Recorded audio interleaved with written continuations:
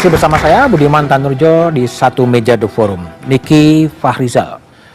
Ya, MK telah menjatuhkan putusan, tapi banyak juga sebetulnya putusan Mahkamah Konstitusi yang sampai sekarang itu hanya menjadi macan kertas ya. atau dead letter lah, teks yang kemudian mati. Ya. Kita lihat misalnya soal undang-undang pemisahan pemilu nasional dan daerah yang sampai sekarang juga nggak diapa-apain. Ya. Kita lihat soal larangan wamen menjabat komisaris yang sampai sekarang juga belum ada hasilnya apa-apa. Kita lihat pengalaman soal undang-undang omnibus yang kemudian dikasih waktu 2 tahun diterbitkan perpu dengan substansi yang tidak jauh berbeda. Apakah ini juga akan menjadi semacam macan kertas juga? Macan kertas itu terjadi apabila tidak ada politik yang menggerakkan. Nah, pertanyaannya adalah politiknya seperti apa, Mas Budiman? Nah, bagi saya untuk menggerakkan supremasi konstitusi, kita membutuhkan politik yang memiliki virtu atau keutamaan. Adakah virtu itu? Itu yang harus kita usahakan dari masyarakat sipil untuk mendorong seperti Bang Benny untuk lebih bersuara di Komisi 3 tentunya untuk menonjolkan atau menimbulkan efek politik yang memiliki keutamaan. Keutamaan seperti apa yang dibutuhkan? Yang pertama adalah keutamaan pada taat pada konstitusi sebagai hukum tertinggi. Tanpa itu pasti akan jadi macan kertas. Yang kedua adalah politik yang memberikan dampak. Dampak dalam menjaga tatanan demokrasi konstitusional. Oke, baik. Seperti itu. Kalau Aswin, gimana? Anda sebagai seorang aktivis yang mungkin punya political intuisi, apakah putusan ini juga akan sama dengan beberapa putusan MK yang sebelumnya saya sebut tadi? Ya, sebetulnya putusan MK yang tidak terjadi itu sedikit ya, Mas. Tapi memang dalam dunia politik itu rentan terjadi. Tapi kita mencatat juga soal putusan terkait DPT, meskipun dikritik orang kok menciptakan norma baru langsung terjadi. Langsung berlaku.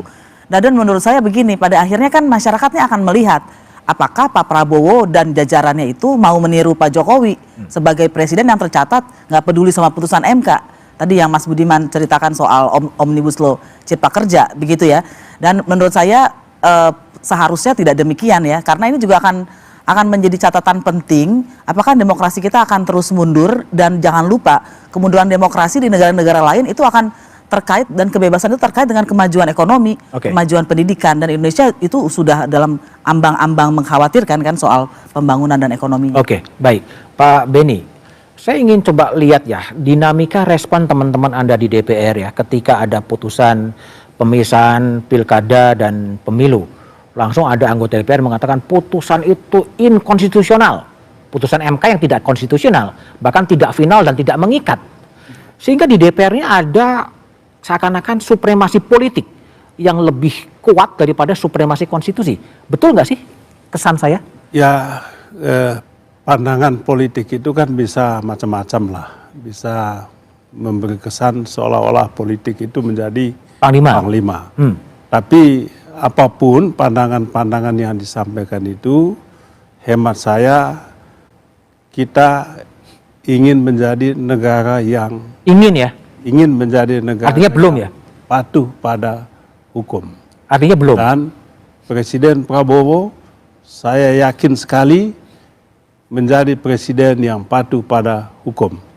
Yang kedua, untuk menciptakan kepastian hukum.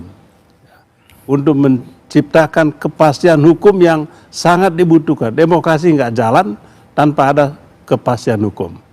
Dan yang ketiga, untuk memastikan supremasi hukum tadi, maka tidak ada pilihan lain, putusan MK ini wajib dilaksanakan. Dan kita semua bertumpu pada Presiden Prabowo.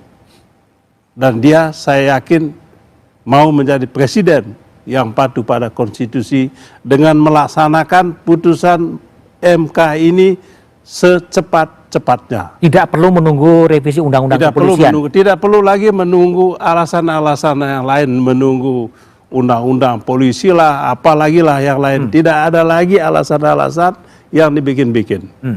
Presiden harus segera melaksanakan putusan Mahkamah Konstitusi ini demi kepastian hukum, demi supremasi hukum. Itu saja. Baik, Pak Arianto. Kalau Pak Arianto mencoba merefleksikan putusan MK, ini semata-mata demi perbaikan dan keadilan atau keadilan bagi kepolisian atau sebetulnya apa yang sedang terjadi? Sebuah koreksi signifikan sebetulnya. Bagi saya dua-duanya ya Pak. Nomor satu, demi keadilan seakan-akan itu tadi kan sudah menepis bahwa jabatan-jabatan rangkap itu kan dianggap tidak adil gitu ya. Sehingga itu jabatan rangkap gak boleh. Itu kan untuk menunjukkan keadilan. Dan untuk perbaikan sendiri, kalau ini dianggap praktek-praktek ini menjadikan suatu penyimpangan ataupun kekeliruan, maka kekeliruan itu diperbaiki. Jadi saya melihat itu aja. Tapi bagi saya ya, putusan MK ini kan cuman bunyinya agak berbeda sedikit dengan Pak Beni tadi ya. Yang nggak boleh itu adalah jabat rangkap ketika masih dinas. Kalau jabat gitu harus dia pensiun. Itu aja. Ya kan? Gitu kan? Jadi makanya tidak. Jadi bagi kalau untuk polisi sendiri itu tidak ada masalah yang besar itu Pak. Tetapi untuk negara seakan-akan ini kan untuk perbaikan yang kemarin itu dianggap. Kalau tidak ada masalah yang besar, kenapa kelihatannya agak tarik ulurnya begitu kuat ya? Di mana? Dengan pengataan bahwa ini tidak berlaku surut. Wah itu kan Pak, nunggu itu kan pendapat para pakar lain Pak. Iya, Pakar-pakar lain yang beda pendapat itu tadi. Makanya kalau Pak Beni tanyakan saya, polisi sekarang mesti gini Pak. Polisi itu setia Prabowo, dia akan setia pada pimpinannya. Apa putusan pemerintah, dia pasti akan laksanakan. Oh, artinya nunggu Presiden Prabowo ya? Yang kedua, negara yang utama, polisi itu taat pada aturan. Aturan mana yang benar, itulah pasti akan dilaksanakan. Cuma dua itu aja patokannya kalau untuk polisi, Pak. Jadi menanggapi masalah ini bagi saya sih tidak ada untung rugi dengan polisi. Nggak ada kaitannya. Ikuti saja aturan yang berlaku. Ikuti aturan yang berlaku dan apa putusan pimpinan. Baik, Pak Arianto, Bung Beni, Mbak Asvin, dan